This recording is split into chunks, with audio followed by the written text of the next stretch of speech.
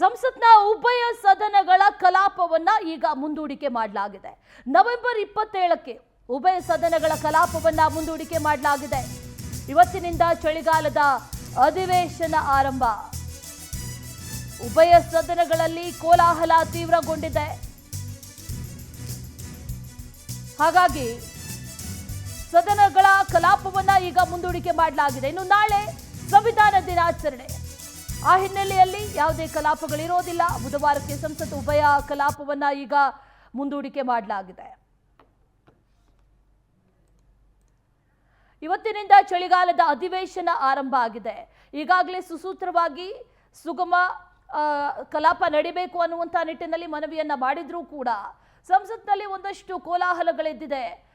ಉಭಯ ಸದನಗಳಲ್ಲೂ ಕೂಡ ತೀವ್ರಗೊಂಡಿದೆ ಈ ಕೋಲಾಹಲ. ಹಾಗಾಗಿ ಕಲಾಪವನ್ನ ಮುಂದೂಡಿಕೆ ಮಾಡಲಾಗಿದೆ. ನವೆಂಬರ್ 27ಕ್ಕೆ ಈ ಕಲಾಪವನ್ನ ಮುಂದೂಡಿಕೆ ಮಾಡಲಾಗಿದೆ. ಇವತ್ತಿನಿಂದ ಆರಂಭ.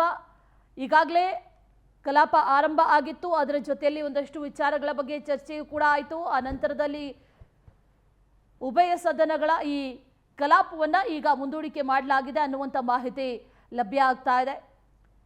ಸುಗಮ ಕಲಾಪ ಆಗಬೇಕು, ಅವಕಾಶ ನೀಡಬೇಕು ಅಂತ ವಿರೋಧ ಪಕ್ಷಗಳಿಗೆ ಈಗಾಗಲೇ ಮನವಿಯನ್ನ ಕೂಡ ಮಾಡಿಕೊಳ್ಳಲಾಗಿತ್ತು.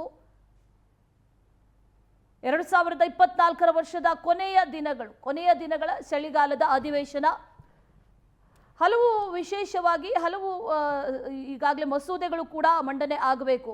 ಪ್ರಮುಖ ವಿಚಾರ ಅಂತಂದ್ರೆ 75ನೇ ವರ್ಷದ ಆರಂಭ ಆಗ್ತಾ ಇದೆ. ಸಂವಿಧಾನದ 75ನೇ ವರ್ಷದ ಆರಂಭ ಆಗ್ತಾ ಇದೆ.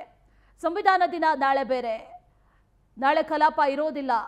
ನಾಡಿದ್ದಿಗೆ ಈಗ ಕಲಾಪವನ್ನ ಮುಂದೂಡಿಕೆ ಮಾಡಲಾಗಿದೆ. ಈ ಬಾರಿ ಸುಗಮ ಕಲಾಪ ಆಗಬೇಕು ಅನ್ನುವಂಥ ದೃಷ್ಟಿಯಿಂದ ಎಲ್ಲಾ ರೀತಿಯ ಸಿದ್ಧತೆಗಳನ್ನ ಮಾಡಿಕೊಳ್ಳಲಾಗಿತ್ತು. ಆದರೆ ಈಗ ಕಲಾಪವನ್ನ ಮುಂದೂಡಿಕೆ ಮಾಡಲಾಗಿದೆ.